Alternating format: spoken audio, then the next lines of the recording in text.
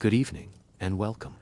Tonight, we're diving into why Freyr, god of sunshine and good decisions, gave away his magic sword for a crush. Because what's the worst that could happen when you trade your only weapon for love? Before we settle in, what small, strange thing helps you fall asleep? Share it in the comments. It is oddly comforting to hear the little habits that help others drift off. Let's begin.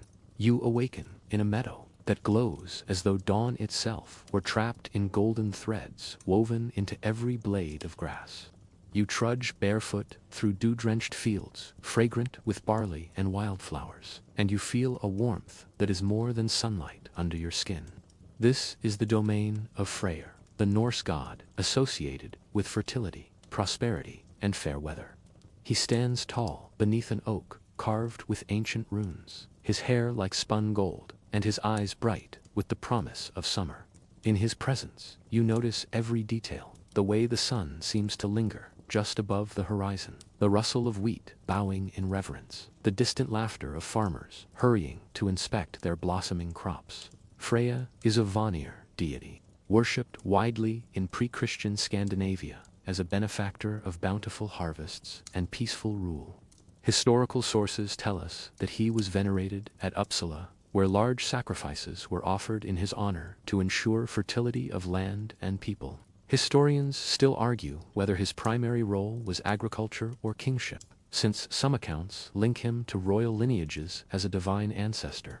Regardless, in this moment, he seems less a distant power and more a vibrant presence, like sunlight given form. You watch him stride purposefully toward a mirror-like pond, where his reflection shimmers and shifts as if alive. Mainstream historical fact informs you that Freyr's chariot was drawn by two boars, Gullinbursti and Slitterdrani, creatures said to outrun any steed and whose bristles glowed at night to light his path. Though the boars are absent here, you sense their hidden laughter beneath the soft quake of earth. Freyr dips his hand into the cool water and splashes droplets across his chest, each bead sparkling like a tiny star. You wonder if that is an image or a trick of light. Then remember the accounts of his golden boar's luminous bristles. There is a quirky or fringe tidbit tucked away in a late medieval manuscript, claiming that after a night of revelry, Freyr once slept so deeply that Gullinbursti woke him by tickling his nose with its glowing bristles. It seems absurd, but somehow you can imagine the god's startled grin. He stands and regards you without surprise, as if he knew you would arrive. You sense in him a restlessness, a heartbeat quicker than summer's slow advance. Today, you will follow him through his realm and glimpse why such a bountiful deity might harbor sudden storms in his soul. You fall in step behind Freyr, barefoot on soft soil. He pauses by a row of apple trees, heavy with fruit. The fragrance is intoxicating. Crisp skin, honeyed flesh, and the faint taste of earth. He reaches up and picks an apple, letting the light pass through its skin. He cleans it with a flourish, almost theatrically, before taking a deliberate bite. Juice glistens on his lips. You catch sight of something almost wistful in his gaze, as though the sweetness of the fruit carries a secret he cannot share. Scholars still argue whether such depictions reflect genuine cult practices or later poetic embellishments. But the apples of Freyr have a place in many folk songs, symbolizing both fertility and the brief sweetness of life. Here, among the trees, you feel that symbolism in every breath. Freyr moves on, guiding you to a clearing where wildflowers bend in a breeze that does not stir the air. He kneels, touches the ground, and murmurs words in Old Norse you do not understand. Instantly, shoots of barley and rye erupt from the soil, growing tall within moments until they sway like a golden sea at his command. You find yourself stepping back, marveling at his power. A faint smile crosses his lips as he surveys his handiwork. You follow him to a high oak, its trunk etched with runes that hum faintly under your fingertips. Freyr presses his palm to the bark. The tree responds with a low vibration. You can almost feel the pulse of centuries flowing through its rings. He turns to you, expression carefully neutral, and asks whether this world seems complete. you hesitate. Fields, orchards, meadows, the oak hand, all is beautiful. Yet you sense a void, an emptiness in his chest that no harvest can fill. Freyr nods knowingly. He stands, dusts off his tunic, and begins to wander again, as though seeking something beyond abundance. You shadow him until he stops at the edge of a mirror-still lake, far too calm to reflect the sky convincingly. He kneels and scoops water into his hands, letting it trickle between his fingers. The lake's surface ripples, and you catch the briefest glimpse of a figure, a woman of radiant beauty you cannot quite see for the ripples. He smiles gently, though attention tugs at the corners of his eyes. You remember that Freyr once relinquished his most potent weapon, the self-fighting sword, to secure a promise. Historians still argue whether this act was symbolic of his role as a peacebringer among the Vanir, or a later moralization to reflect ideals of self-sacrifice. In any case, his decision left him vulnerable in battle, all for something he believed immeasurably precious. As the sun dips lower, Freyr stands and drops the water onto the shore. You notice how the evening light gilds his hair and eyes, lending him an otherworldly glow. He turns to you and, without speaking, invites you to walk beside him into the twilight. As the fields he nurtured sway gently, you sense in him both the joy of creation and the ache of longing. And you realize that beneath every golden harvest, emotions as unpredictable as storms can stir. You do not remember taking a step, but suddenly you are no longer in the golden fields. The air grows colder, sharper, as though it has just woken from a long sleep. Freyr stands beside you on a high ridge overlooking a strange plain of ice and mist. Below, beyond a forest of black pines, something stirs a figure, impossibly tall, her limbs fluid as fog, hair like a sheet of midnight sky. She is not walking, she is gliding, and Frey, the god of summer and light, is staring at her, as if he has never seen the world before now. This is Gerdr, a Jotun, one of the frost giants, but not monstrous. No claws, no rage, no slavering hunger. She moves with the calm assurance of someone who knows she is untouchable. There is a story in his silence, swelling behind his stillness, like thunder behind distant hills. He does not speak to you, but you feel it pour from him in waves, desire, confusion, and something older than both, an ache that cuts through the marrow of immortality. Freyr is a god, yes, but also a man undone by a glance from someone he cannot approach. You wonder if this is common among gods, this sense of helpless awe in the face of beauty. Historians still argue whether Norse gods were intended as divine archetypes or exaggerated humans with celestial hang-ups. Freyr, at this moment, seems deeply, tragically human. She vanishes into the pines. Freyr does not move. You can almost hear the gears of divine obsession beginning to turn in his chest. Something has shifted, and it is not subtle. You make camp with him that night, near a cluster of rune-marked stones. The fire he conjures smells faintly of pine sap and clove. He stares into it, arms resting across his knees, face unreadable. Then, almost as an afterthought, he sighs. According to Norse myth, Freyr saw Gerdr from Hlidskjolf, Odin's high seat, from which all 9 realms could be observed. Seeing her once was enough to consume him utterly. It was not just lust, though that certainly played its part. There was also something else, an aching draw toward what should be distant and forbidden. After all, the Vanir and Jotnar were not known for their tea parties. Gerdr represented a danger wrapped in grace. That alone could set a god's blood singing. A quirky detail emerges from a little-known folk variation, one where Freyr not only sees Gerdr, but becomes so flustered that his divine powers begin to falter. In one verse, crops in Vanaheim start to rot, flowers droop, and pigs refuse to mate, all because Freyr is too distracted to do his job. Whether that was meant as a moral fable or just creative insult comedy by medieval poets remains unclear. He breaks the silence at last. She stood in light, yet belonged to shadow. His voice is low, not meant for conversation.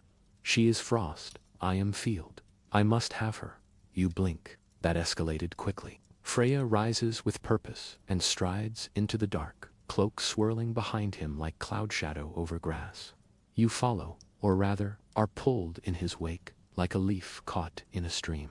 His feet barely seem to touch the ground. You realize he is heading home, back toward Asgard. By the time you reach the edge of the Bifrost, the shimmering bridge of colored light, he has already summoned someone. A dark-eyed figure with a crooked smile, and the gait of a man accustomed to trouble. This is Skirnir, Freyr's servant, or perhaps companion, depending on which saga you read. He is either a loyal emissary or a chaotic enabler. Historians still argue whether Skirnir was a standalone mythological character or a symbolic extension of Freyr's own will and desires. Here, in the hush of night, he looks amused and a little concerned. Freyr does not waste time. He tells Skirnir he must go to Jotunheim and win Gerdr's heart, or, failing that, persuade her to marry him anyway. The terms are vague, the tone is firm. In return, he offers Skirnir a reward. You watch as Freyr draws the sword from his side. This is not just any sword. It is the blade that fights on its own, the enchanted weapon that never misses, forged for the chaos of Ragnarok. You feel the weight of its power, even from meters away. And Freyr hands it over. Not in ceremony, not with speeches. He simply passes it, as if it were no more than a tool. Skirnir's eyes widen, but he accepts it with a nod. That sword is now his. You feel the moment fracture. Some decision has been made that cannot be undone. Freyr has traded the thing that might have saved him for a chance to possess the thing he cannot stop dreaming of. Freyr turns his back to Skirnir and the sword. He walks into the dark, and you hear him whisper Gerdru's name like a prayer no god was ever meant to say aloud. You begin to realize that this will not end with a wedding feast and cheerful poetry. This is the kind of story that stains the halls of memory. You lie down in the grass, and though the ground is soft, your thoughts are not. Freyr has started something that cannot be stopped, and you are caught in it now, a quiet observer to the unraveling of summer's heart. You wake to the soft crunch of boots in dewless grass. Skirnir is already on his way, the stolen dawn glinting faintly on the sword strapped across his back. He does not question your presence, only raises one brow and says, I hope you like long walks and cold receptions. The path to Jotunheim winds through forests where the trees seem to lean in with suspicion, and rivers that speak only in murmurs. As you travel, Skirnir hums tunelessly, whistling once to scare off a two-headed raven that had been tailing the pair of you since the last ridge. Apparently, not all birds in Norse myth are poetic omens. Some are just nosy. You soon realize Skirnir is not the noble emissary type. He is clever, yes, but with the smile of someone who enjoys having leverage. Freyr, he says at one point, as if you needed reminding, is an idiot. Then he adds, almost fondly, but he is an idiot in love, and that is the most dangerous kind. The terrain shifts, green fades into pale stone, the trees thin, and the sky loses color, turning a dull iron gray. You have arrived on the edges of Jotunheim, the land of giants, where nothing grows easily and everything stares back. You sense the magic of the place, not showy, not dramatic, just present, like background radiation or repressed memory. As Skirnir marches forward, you recall a peculiar fact. Some Norse poets believed Jotunheim was not only a physical realm, but also a psychological one, a space of trials. Crossing into it might change more than your scenery. It might change you. Before long, you find yourselves at Gerdr's hall. It is not what you expect. No ice spires or skull fences. Instead, it is quiet, elegant even, nestled within a grove of trees whose leaves do not seem to belong to any season. Skirnir approaches the threshold like someone offering sweets to a particularly dangerous animal. He knocks. No answer. He tries again, louder this time. Still silence. Finally, the door creaks open a fraction. A maid peeks through. Skirnir greets her with smooth pleasantries and requests an audience with her lady. The maid frowns, hesitates, and then disappears without a word. The door closes. 10 long minutes pass. Then, footsteps, and there she is. Gerdr does not rush, she does not smile. She regards Skirnir with the detached interest of a lion assessing whether a mouse is worth the effort of swatting.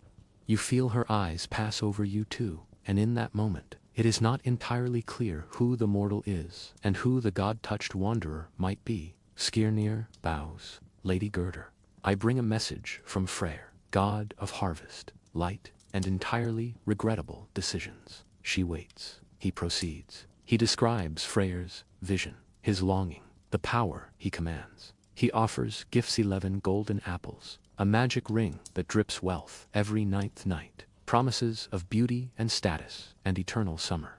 Gerdr blinks slowly. No, that is all. You almost admire her restraint.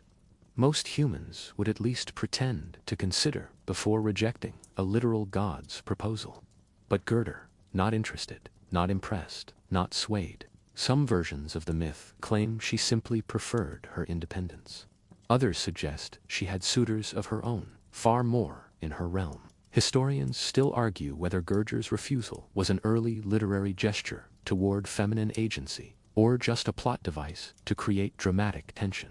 Skirnir tries again. He is charming, persuasive. When that fails, his tone changes, subtle at first, then sharp. He begins to threaten. It is unnerving how easily he slides from gift-giving to hex-laying. He warns of a curse. If Gerdr refuses, she will be bound to a life of loneliness and decay. Her beauty will sour. Her lands will rot. The sun will shun her skin, and no man, giant, god, or mortal, will touch her hand again. It is not just mythological dramatics. There is venom here. Gerdr's face does not change, but you can feel the air around her tighten like a coiled snake. This part of the myth is controversial, even among scholars. Some interpret Skirnir's speech as sorcery, cider magic, laced with poison words. Others believe it is a form of psychological warfare, the Norse equivalent of emotional blackmail. And there are a few who think Skirnir was bluffing, hoping Gerdr would not call him on it. Regardless, the result is the same. She says yes. Not eagerly, not passionately, just yes. A cold, reluctant yes. She agrees to meet Freyr in 9 nights, beneath a forest canopy, lit by moon and moss. Skirnir bows again, though this time it feels like a victory lap. He turns on his heel and walks away. You follow, glancing back once to see Gerdr still standing in the doorway, unmoved, unreadable. When you are far from the hall, Skirnir pats the sword at his hip. Not bad for a day's work, he says. Then he adds, almost as a joke, let us hope love makes better kings than it does warriors. The sword glints in response. It does not seem to appreciate sarcasm. You travel back toward Asgard, leaving the pale woods behind. Freyr's obsession has sparked a chain reaction. Gifts were refused, threats were made, and a wedding date was set under duress. Not exactly the stuff of ballads. Still, the gods have always thrived on chaos. And somewhere deep within you, the question stirs. Is this love, or just possession dressed in poetry? You return with Skirnir to Asgard, that glistening realm in the sky, where the sun always seems to be angled just right, and the golden halls hum faintly with otherworldly energy. Skirnir is in high spirits, though you suspect it is not due to the triumph of love, but the smug satisfaction of a mission completed under complicated conditions. He tosses the sword onto Freyr's table with the casualness of someone discarding a coat, as though it were not the most enchanted blade in all the 9 realms. Freyr, who has not moved from his spot since you left, practically glows when he hears Gerdr's name. His face blooms with a kind of boyish awe that makes the surrounding gods roll their eyes so hard it is a miracle they do not fall over. He listens to Skirnir's account with rapt attention, hanging on every sentence, completely unbothered by the ethically questionable methods involved. I will see her in 9 nights, he whispers, as though the words themselves might shatter the moment. And just like that, he begins to plan the meeting. Not a siege, not a divine negotiation, not even a proper betrothal. No, he is planning a rendezvous, as if this were a midsummer picnic and not the result of what might legally qualify as celestial coercion. Skirnir, for his part, shrugs off any moral complications. She agreed, he says flatly. She knew the consequences. Whether that is justification or just a deflection, you are not sure. As the days pass, the halls of Asgard buzz with gossip. Even Heimdall, usually too dignified for such things, is overheard muttering something about romance being wasted on gods. You see Odin tilt his head and exchange a long glance with Frigg, a glance that contains too much history and not enough explanation. They have seen this sort of tale before, love entwined with power, longing knotted with fate. It is during this time of waiting that Freyr begins to change. He is still radiant, still the god of summer and bounty and warm fields, but there is a strange softness to him now, a distraction. He walks slower, he forgets rituals. During a feast, he sets down a goblet and simply stares into space for so long that Thor nudges him with a concerned grunt. You wonder what Gerdr is doing during these same 9 nights. In most versions of the myth, she disappears from the narrative entirely between her reluctant acceptance and the final meeting. This absence has led some historians to speculate that she was preparing herself in secret, perhaps gathering charms or testing ancient protections in case Freyr's approach turned hostile. Others argue she simply spent the time grieving the loss of her autonomy. One fringe theory, delightfully peculiar, proposes that Gerdr was not the only giantess to receive such proposals from the gods. Supposedly, there was a discreet registry among the Jotnar, a sort of magical do not disturb list written in bark and ash and monitored by a half-blind squirrel named Grot. This theory is not widely accepted, but it paints a picture of how often the gods meddled in giant business and how often it went poorly. By the 6th night, Freyr becomes unbearable. He pesters Skirnir for every tiny detail of the exchange. Did she sound certain? Did she seem sad? Did her eyes change when she heard my name? It is both touching and slightly pathetic, the way he yearns, not only for Gerdr's presence, but for her willing affection. There is a subtle tragedy in it, this god who could move mountains, but cannot command love. You overhear Loki muttering in a corridor. He gave away a weapon that fights by itself. For what? A kiss and a cold smile. Then, of course, Loki laughs, because he finds other people's impulsive choices absolutely delicious. That sword, by the way, is still resting where Skionia left it. It now seems smaller in the absence of its wielder, and no one dares touch it. Even enchanted objects carry a kind of sulk when abandoned. On the 8th night, you find Freyr pacing alone beneath a moonlit balcony, practicing how to speak without sounding too eager, too desperate, too godlike. He mutters lines under his breath. I have crossed the 9 realms to see you. Followed by you shine brighter than the auroras of Niflheim. Followed by would you like some mead, all equally tragic. You resist the urge to intervene. Let him flounder. Even gods must learn. The following morning is a storm of preparation. Freyr dresses not in his usual ceremonial armor, but in woven silks that glimmer faintly with harvest gold. He carries no weapon, just a small pouch of amber meant as a final gift. The symbolism is clear. He comes in peace, in love, in vulnerability. As he leaves, you feel the halls of Asgard pause.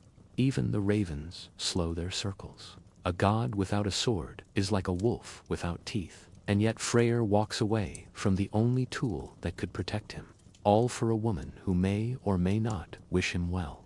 Historians still argue whether Freyr's decision was pure-hearted, foolishness, or a profound act of trust that elevated him above the usual machinations of divine politics. Was this the beginning of Ragnarok's long domino fall, or simply a case of personal tragedy mistaken for mythic doom? You follow Freyr into the forest. The 9th night falls. The air is thick with anticipation and pollen. Even the grass seems to lean toward the meeting place. You reach the grove. She is there, and she is not smiling. You step back into the shadows of the grove as Freyr approaches Gerdr, every blade of grass around them sharp with tension. She stands tall and still beneath an ash tree, moonlight caught in her hair like threads of silver wire. Her eyes are unreadable, not cold, but not warm either. Certainly not the gaze of someone swept up in romance. More like the gaze of someone who has agreed to terms under duress and is still calculating whether the deal was worth it. Freyr slows. For once, the easy, glowing charm of the harvest god dims just a touch. His hands, usually so sure, so used to guiding the rhythms of sun and soil, clasped nervously in front of him. He offers the pouch of amber. She does not take it. She only looks at him.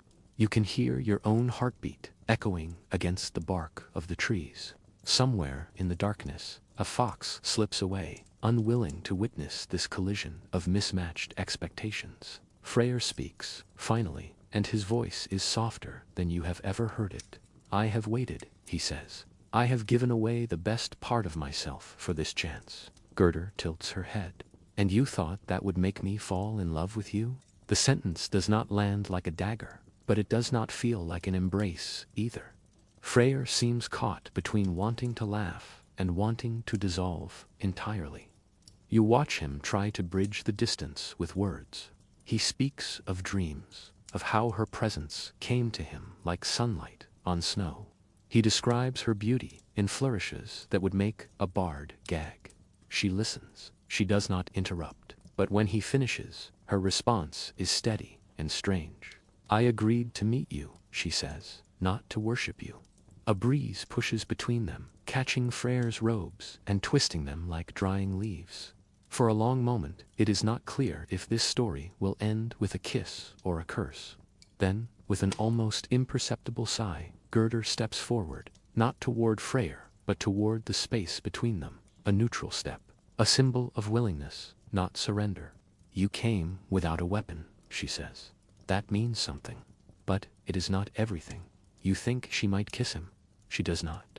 Instead, she touches his wrist lightly, 2 fingers, brief as a snowflake landing, and turns back toward the trees. You may visit me, she says. Once, then we will see. And then she is gone. Freyr stands there in the grove, long after she vanishes, staring at the place where her hand touched his skin, as though the memory might burn through him if he holds it long enough. You do not speak. You do not need to. This was not a victory, nor a failure. It was something in between, a story still unfolding. And for once, that seems enough. When you return to Asgard, the mood is not celebratory. The gods are curious, of course, but Freyr says little. He tells them only that Gerdr agreed to meet again, that she was gracious. He leaves out the chill in her voice and the absence of any real affection. Odin nods with a knowing smile, and Frigg looks at Freyr for a long time, as though remembering someone she once knew. That week, the world continues to turn. Midgard sees a sudden flourish of grain growth. Vanaheim glows with late summer warmth. It is as if Freyr's emotions still bleed into the realms he governs, his hope sustaining the land even as his heart flickers uncertainly. But not everyone shares in the optimism. You overhear one of the Disir, an old seer who tends to fates like threads on a loom, muttering as she weaves. The sword gone, the heart given, the balance tipped. We have seen this before. Love like this leaves space for war. There it is again, the looming shape of Ragnarok, casting its shadow over what should have been a love story. Historians still argue whether this moment, this fragile connection between Freyr and Gerdr, was a delay of fate or its trigger. Some suggest that Freyr's sacrifice disrupted the divine equilibrium, tipping the scales toward chaos. Others insist that fate is more patient, that this was just one more failed attempt at peace before the inevitable unraveling. And then there are the fringe theorists, of course. One particularly imaginative take claims that Gerdr was actually a time-looped version of Freya, sent back by Odin as part of a convoluted, multi-realm romantic chess match. The theory involves hidden runes, mistaken identity, and a traveling squirrel with memory issues. It has yet to be widely accepted, but you must admit it would explain the weird tension. As the days pass, Freyr visits Gerdr again, as promised. You go with him, quietly observing from the trees, though this time, something is different. She speaks more freely, she smiles, once, just once, and briefly, but it is enough to make Freyr grin like a child seeing snow for the first time. Still, something about her remains distant. She never touches him again. Her answers are always one sentence short of intimacy. It becomes clear she is a queen in her own right, not a prize or a damsel or a token to be one. You begin to suspect that Gerdr never truly agreed to love Freyr. She only agreed to consider the possibility. In a strange way, this makes her the most powerful figure in the story. While Freyr gave up a sword that could fight on its own, she gave up nothing but her solitude and retained everything else. In one particularly quiet moment, Freyr confesses to her, "I thought love would come fast, like thunder or fire." Gerdr replies, "Then you do not understand how trees grow." You feel the weight of that answer long after you leave the grove. It echoes with truth, patience, and the kind of cold wisdom that only those untouched by divine vanity ever seem to possess. And so the story shifts again, not from conquest to union, but from longing to learning. The sword is still missing, lying who knows where, likely gathering dust somewhere it should not. The gods talk about it less now, but you can tell they are watching, waiting, because every tale has consequences, and every choice sets the stage for the next. For now, though, Freyr waits, and hopes, and wonders if what he gave away will ever be worth what he might yet receive. You wake to find the forest swaying beneath low clouds, their gray bellies stretched across the sky like woolen blankets pulled tight. The air smells like wet pine and the cold hush of something waiting. Freyr has not left the edge of the woods since the second meeting with Gerdr. He sits cross-legged near the old ash tree, eyes fixed on the distance, where her silhouette once vanished through the leaves. He has not summoned his chariot, has not visited the golden halls, and has not smiled the way harvest gods usually do, at least not since her last words. Even gods, it seems, are bad at waiting for a third date. You sit with him in silence, not sure whether to speak. Instead, you watch the land around you. Despite his quiet, the world does not forget him. Shoots of barley still curve toward his presence. Animals approach him without fear, and the very soil seems to hum with gentle loyalty. It is strange. He gave up his sword, yes, but not his essence. The earth still believes in him. It is people that are harder. Gerdr does not appear that day, or the next. And so the stories begin to circulate. You hear the whispers, first in Vanaheim, among the river spirits and grove tenders, who keep moss records older than runestones. They say Gerdr is not hiding. She is deliberating, testing Freyr, perhaps, weighing the weight of a god's devotion against the quiet satisfaction of her solitude. Others suggest she has been bound by a deeper curse, that her landlocked heart cannot move until some deeper, older vow is broken. You are not sure what to believe. Historians still argue whether Gerdr was ever truly free to choose. In the meantime, Freyr begins to change. Not in the way that other gods do when they fall out of favor, melting into memory, or going up in bursts of mythological flame. No, Freyr changes inwardly. He begins to walk more slowly. His laugh, when it comes, is quieter, edged with thought. He spends time with mortal farmers in Midgard, hands in the soil, coaxing green from dirt. He watches children run, listens to their songs, and eats burnt bread without complaint. It is not quite sadness, it is a mellowing, a harvest ripening past its prime, but still sweet.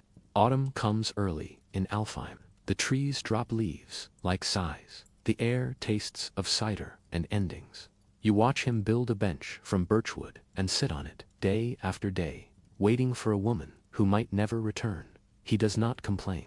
He is a god, after all. He knows time differently. Still, you sense it, the ache of uncertainty, sharp as wind against a blade he no longer carries. And yes, there are moments of levity. Freyr listens patiently, then quietly conjures a sudden downpour that soaks the singer's scrolls and his ego.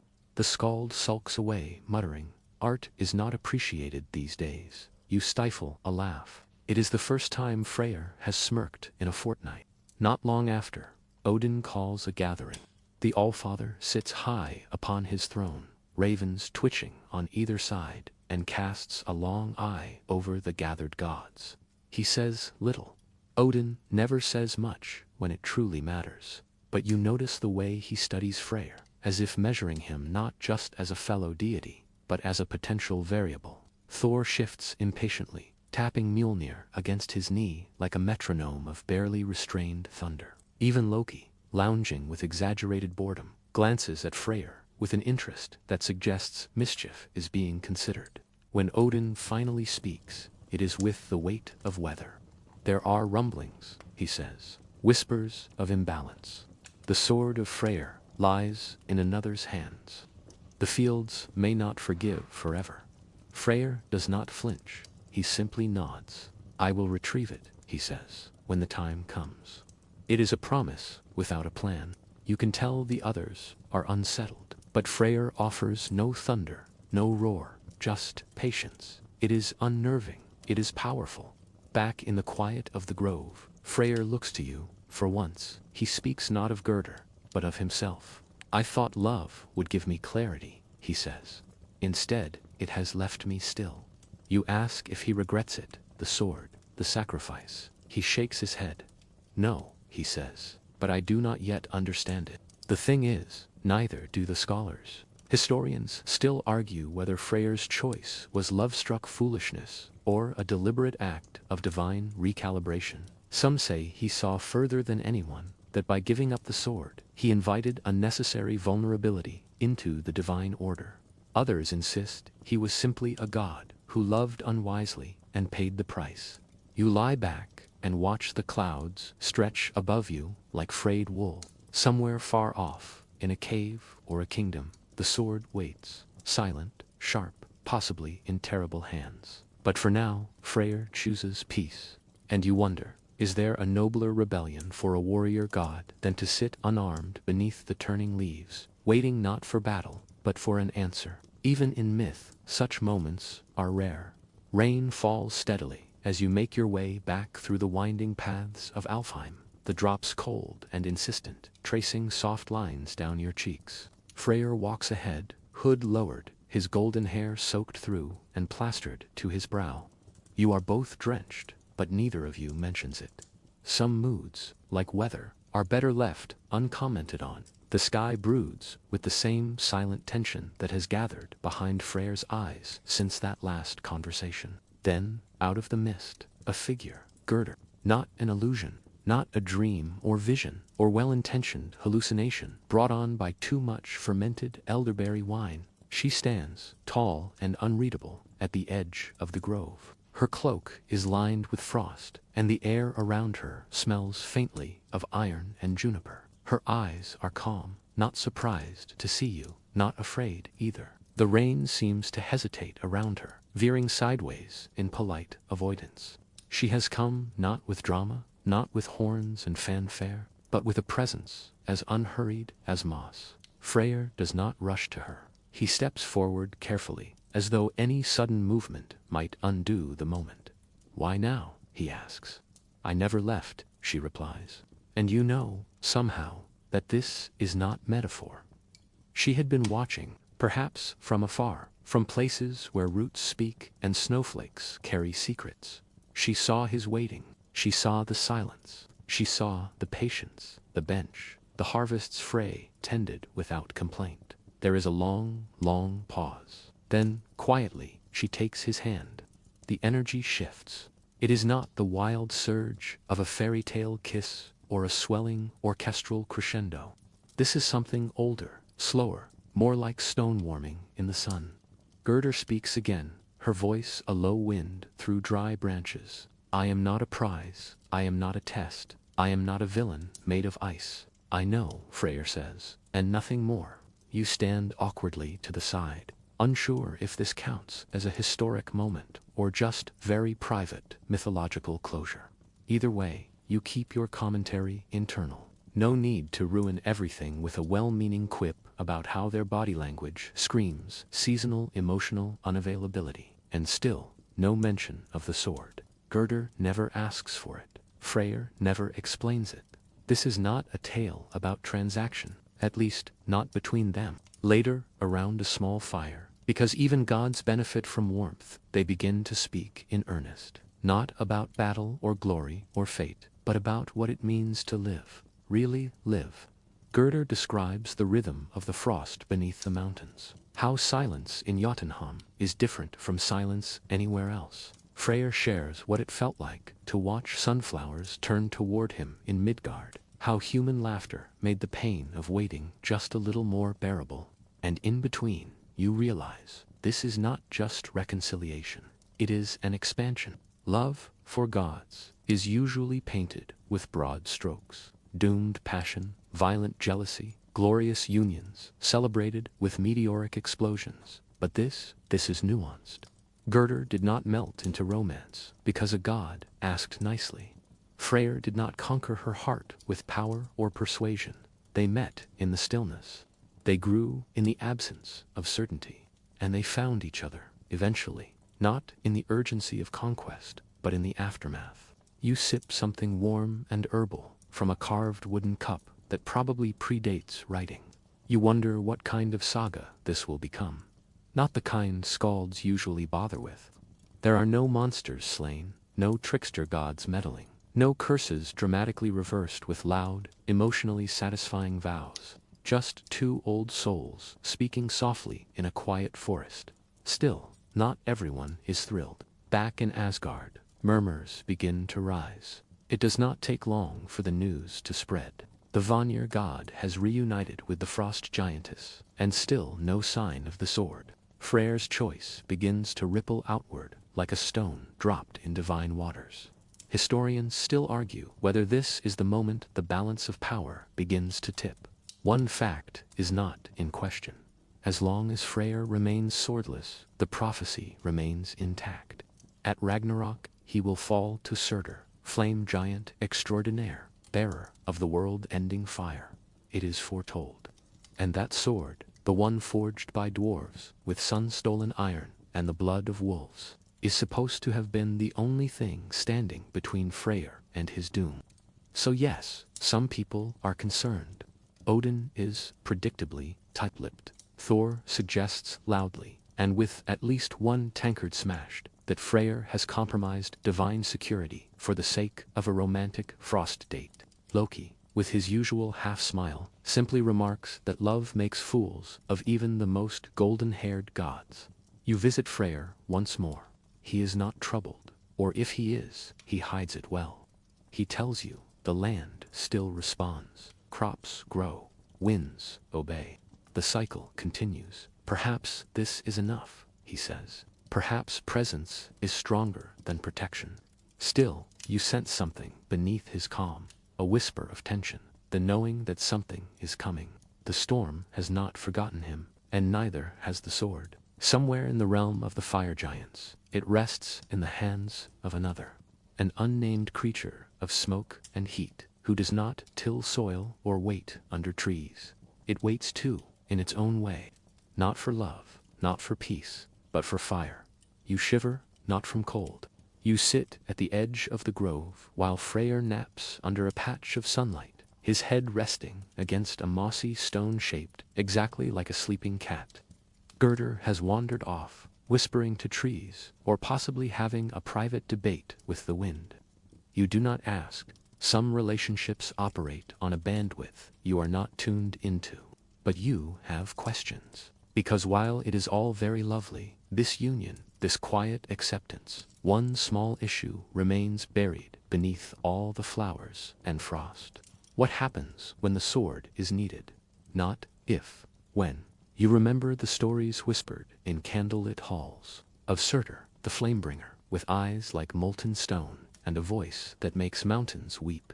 You remember the way he appears in the sagas, towering, silent, inevitable. He does not rage, he does not cackle, he simply advances. It is not revenge, it is not ambition, it is the timeline collapsing like tired scaffolding. And Freyr, without his sword, stands in the path of that final spark. He knows this. You can see it in the way he tends the garden now. Not as a master of plenty, but as someone preparing things to survive him. There is an ache in that realization, soft but persistent, like waking with a dream still clinging to your ribs. And then, well, fate is nothing if not punctual. It begins with the crows. Not Hugin and Munin, those well-fed troublemakers of Odin's court, but a cluster of black-eyed cousins circling above the forest, shrieking in discordant tones. Nature rarely panics without reason. Soon the wind carries unfamiliar smells, ash, sulfur, and something older, something metal that does not belong in this grove. Gerdr returns, her expression unreadable. He has stirred. Surtur, you ask, trying not to sound like a child who just heard the basement creak. She nods. This is not Ragnarok, not yet, just a warning shot, a flicker of heat in the deep, a test. Freyr rises, brushing dirt from his robe, face as unreadable as hers now, and he says nothing, because what is there to say? You follow him, of course you do, as he descends into the lower valleys, where the light grows dim and the trees twist inward like nervous onlookers. The temperature drops, paradoxically, the calm before fire. You walk until even the birds have stopped singing. There, in a clearing of scorched moss, stands a messenger. Not a god, not a Jotun, not anything you can easily identify. It is tall, humanoid, and covered in overlapping plates of obsidian and bark. Its eyes flicker like dying embers. In one hand, it holds a stone staff, in the other, a sword. Not the sword, but something close enough to cast a long shadow. His patience wears thin, the creature says, voice like charcoal crumbling. Then he may wait longer, Freyr replies. The thing does not move, it does not threaten. It simply sets the false sword into the earth and turns, disappearing into mist that smells like burned leather. You stare at the spot for a long time. What was that, you ask? Gerdr sighs. A mirror or a reminder of what? She looks at Freyr, and he says it aloud, softly, that I am mortal in the ways that matter. You would love to make a joke right now, something about how mortality is a spectrum, but nothing comes out. The forest is still.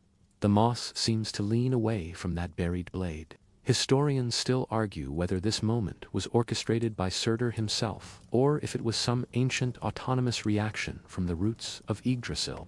There are stories suggesting that the world tree occasionally issues warnings in physical form, that somewhere in the sap and the bark, the universe keeps its own nervous system, one that dreams in symbols and sends strange emissaries, like immune responses. But whether this was divine threat or mythic metaphor, one thing is clear. The countdown has started. Back in Alfheim, the quiet returns, but it is thinner now, like a blanket that no longer covers your toes. You notice the days are a little shorter, the nights a little louder.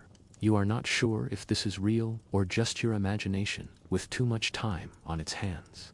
Freyr resumes tending the land. Gerdr works beside him, not in romance, but in rhythm. Their partnership is unspoken now. Like an old dance, they both remember without needing to count the steps. But you catch Freyr looking south, sometimes toward Muspelheim, toward the fire. And for the first time, you sense doubt, not fear, not regret, doubt. Because even gods are capable of wondering whether they got it all wrong, whether love was worth the risk, whether patience pays off, whether the sword should have stayed.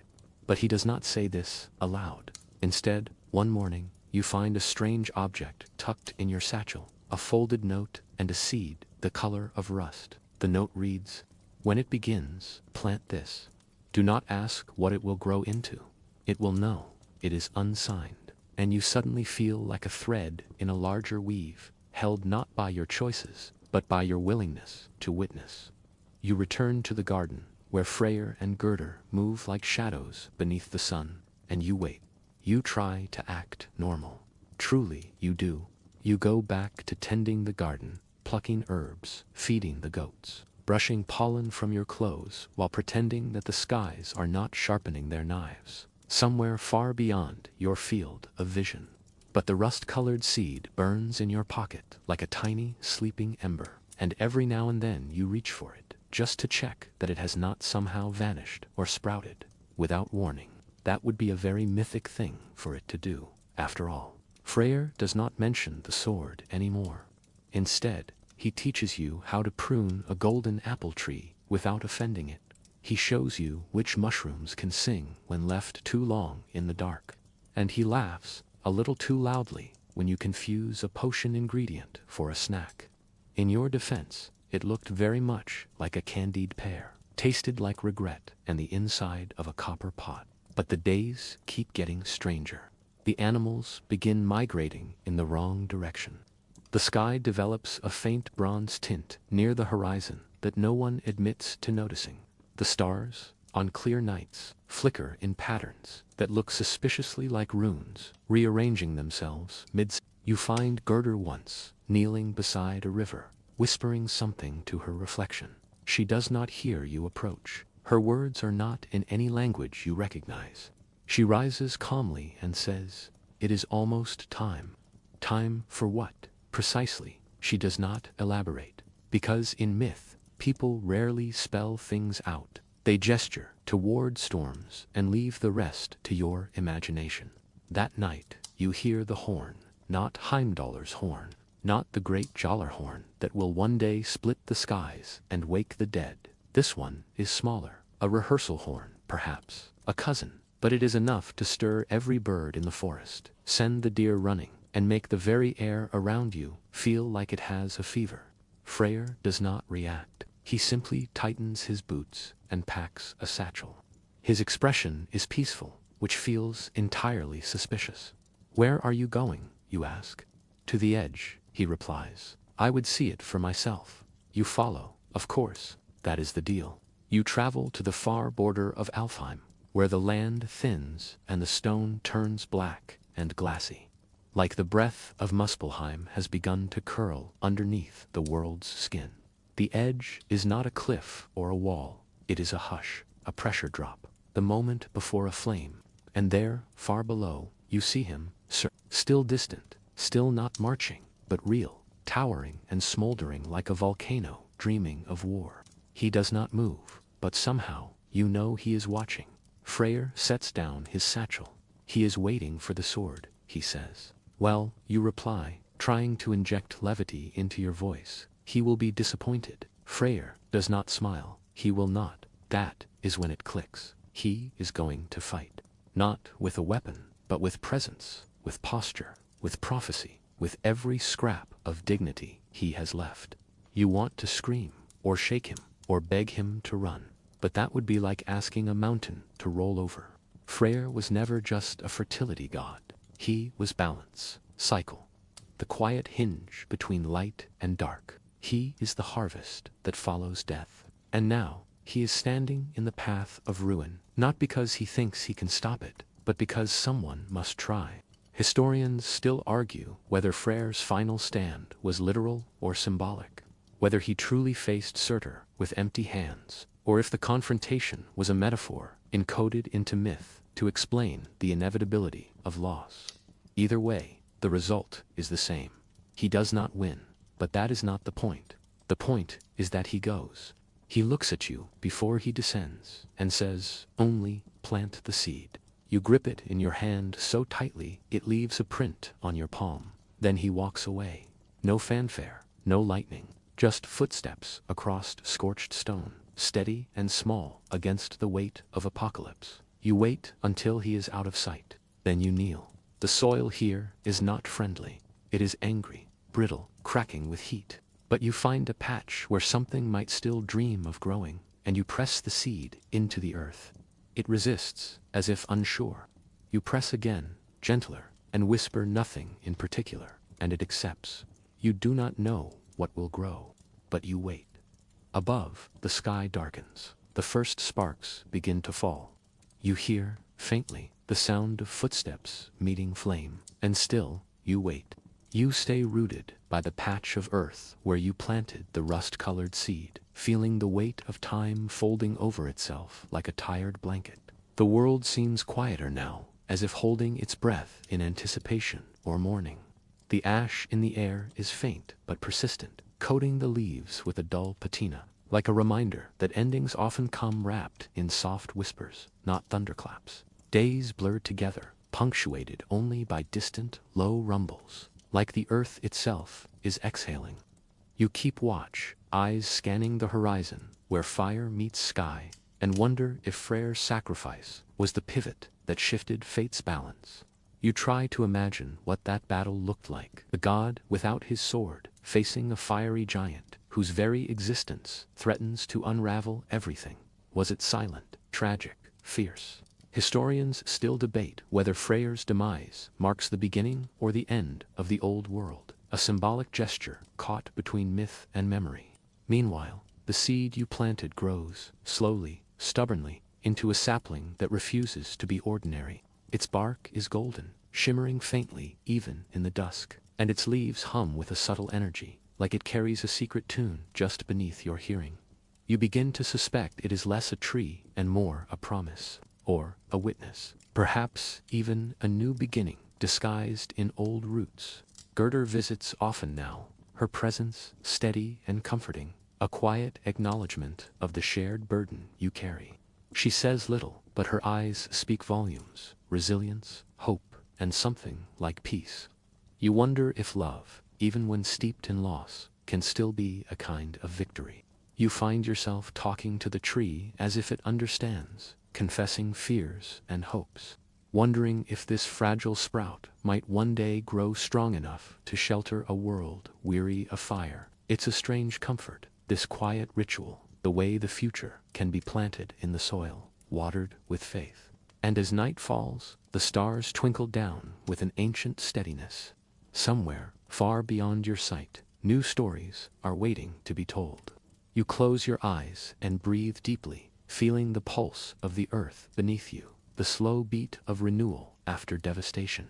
This is not the end. It is something quieter, something softer, a whispered promise in the twilight. You let the darkness settle around you like a soft shawl and drift toward sleep. The golden sapling glowing faintly in the shadows, a silent guardian of what might yet come.